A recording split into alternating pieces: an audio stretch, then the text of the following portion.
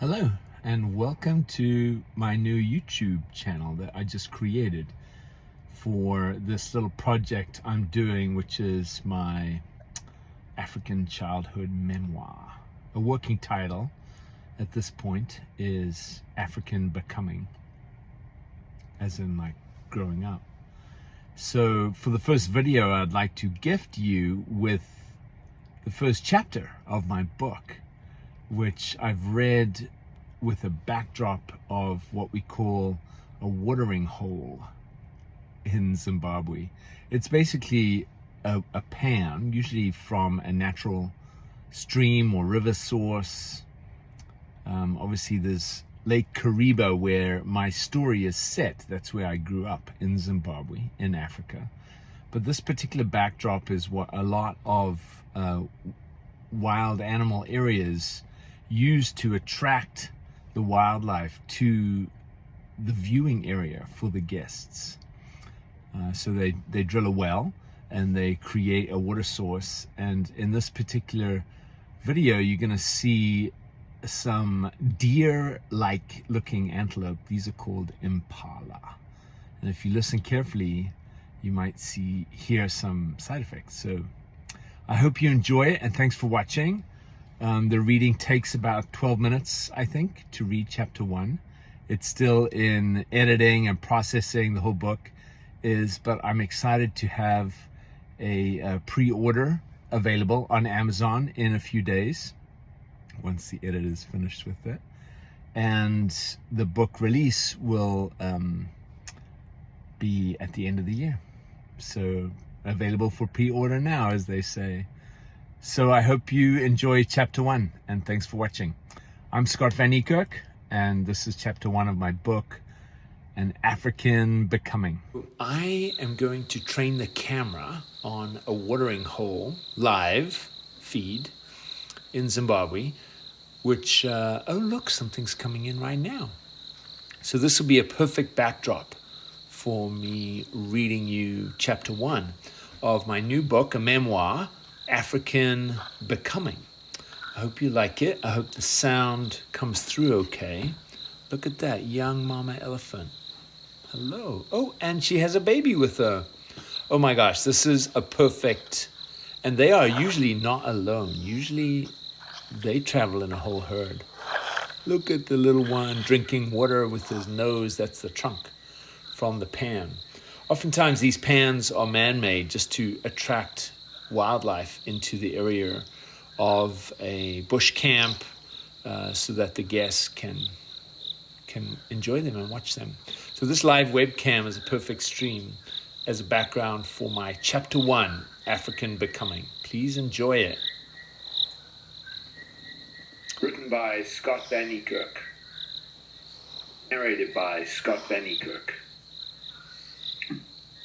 Chapter 1. Nature's Church. The Soundscapes of Becoming. Introduction. Start of a regular day in Kariba, Zimbabwe, was never quiet, as I experience even now in 2025, with memories bubbling up from a childhood spent within the walls of this very house, my mom's home. Sue summoned me back from New York. She needs me. She recently had more than one stroke, and I am, after all, a Mai last born. Mother's last born, the way the Shona people say. Josie has been working for my mom for 23 years, her own mother before that. Such is the way here. I am grateful for her support to my mom. The matriarch has taken a knee, a hopefully temporary wobble, and I cannot deny the call to come back home, even though now my home is where my 4 kids and my partner live, New York, a far cry from Lake Kariba, Zimbabwe. The morning begins with a gradual rousing from the sounds drifting in through the windows. A rooster, bold and insistent, announcing himself long before the sun makes any promises. Then the bush chorus gathers itself. The Huguenot's robin right now.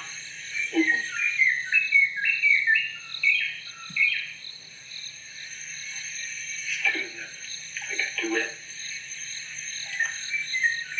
It's a magnificent duet of the Huguenot's robin. Its harmonies threading through the still dark air and the treetops. The familiar toppy bird, common bulbul notes calling from a hidden branch.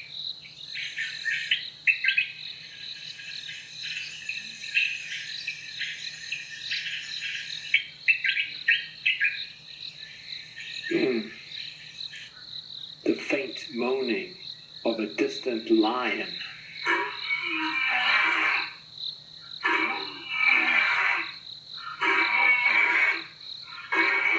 A series of repetitive, slow grunts, a dark, lingering bow that makes every creature in the listening bush pause and remember that somewhere in the early African dawn, power stirs, rolling low across miles of land as if the earth itself were stretching awake. A baboon barked, boo, sharp, startled, answering another troop somewhere beyond the ridge. "Do you hear that lion?" it might be saying. A dog joined in from a homestead far away, a long, yowling, high-pitched, lone bark. Boo! Guinea fowl chattered across the dusty ground.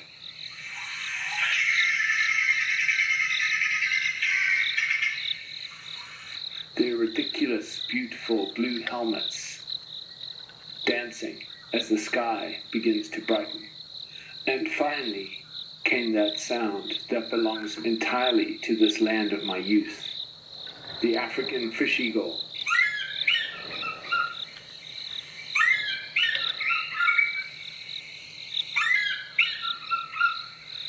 Throwing its head back and releasing that unmistakable cry, a cry that feels ancient, triumphant, and heartbreakingly beautiful.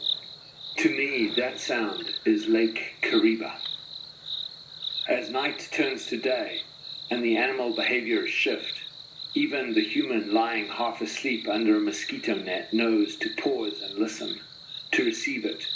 I grew up inside that soundscape, not as a visitor, but as a child of the place. This was my morning ritual, long before I had words for it. It was nature's church. No pews, no walls, no sermons, just a wild world chanting itself awake. And something in me, something deep, quiet, and instinctive, rose with it. Even now, decades later, I can close my eyes and feel it. The warm wash of early light, the smell of dust and dew, the electrical hum of life preparing for the heat of the Zimbabwe day. It's not nostalgia, it's memory, it's inheritance. This was the landscape that shaped me, the soundtrack laid down in the marrow of my bones. This is in my DNA, the place where I was raised, the place that raised me. The bush didn't whisper lessons, it lived them. It taught presence without explanation, awe without effort, humility without shame. It taught me to pay attention to the rustle of grass, the warning of birds, the shift in the wind, to the quiet movements of elephant herds at dawn, their low rumbles rolling across the Muchirara Valley below my house, long before they even came into view. Even as a boy, I understood something. These mornings weren't ordinary. They weren't generic. They were a blessing, a daily gift from the land itself. Here at the edge of the bush, with the sun just beginning its climb, I felt profoundly held, safe but not domesticated, awed but not afraid, alive in a way that settled into the deepest part of me. Inside, Mum's home feels like a safe fortress, appropriate for her now in her 9th decade, or for a child. But for me, now in my early 50s, It feels too contained. I want to get out there to experience nature even before the sun rises. Open the padlocks and the gates. Turn off the alarms. Unlock the doors. Let me out of here where it's safe. Josie commands me. Be careful of the elephants, Swana. Someone was trampled recently for getting too close. Zimbabwe was not the place I came from. It was, and still is, the place that lives inside me. Petrichor is my favorite smell in the world. Not the bottled imitation, but the true scent. The earth releasing its breath after heat has held it hostage for months. Some days here, there's no internet at all. I walk down the dusty, potholed road to Sandy's place to borrow a few minutes of her Starlink, passing a troop of baboons that loiter like bored teenagers, staking out their turf. I carry a stick, not because it will do much, but because baboons understand the silhouette of a rifle. I pretend it's a gun. They understand that language and make off up into trees. Sometimes I imitate their boo warning call, deep, explosive from low in the throat. Mine comes out with a slight American twang after all these years, but it's close enough to make them freeze, uncertain. Their presence is a strange comfort.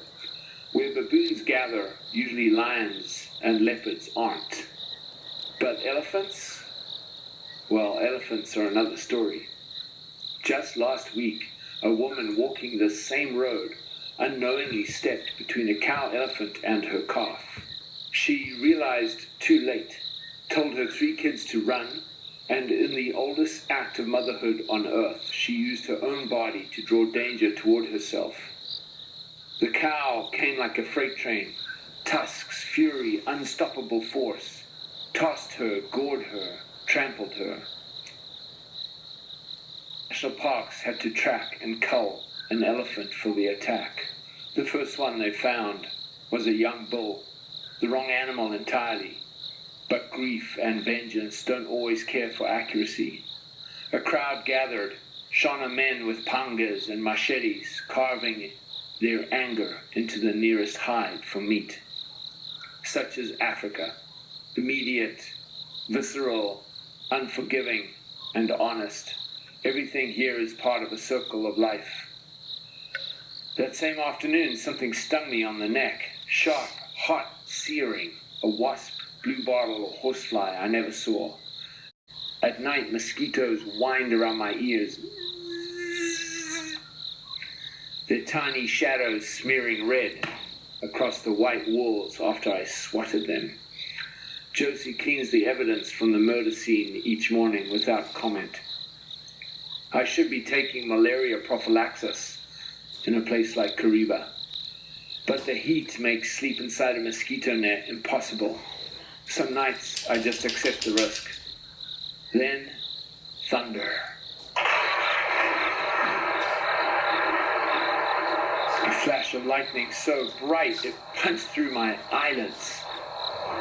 The air changed, charged, electric, and my amygdala woke me like an alarm. The temperature dropped 10 degrees in minutes. Curtains billowed inward, carrying the first rain of the season and the unforgettable scent. Petrichor, rich and mineral and ancient. Out in the bush, the dry rivers began to roar again, boulders rolling, sticks tumbling, the ecstatic racket of birds finally released from the silence of drought.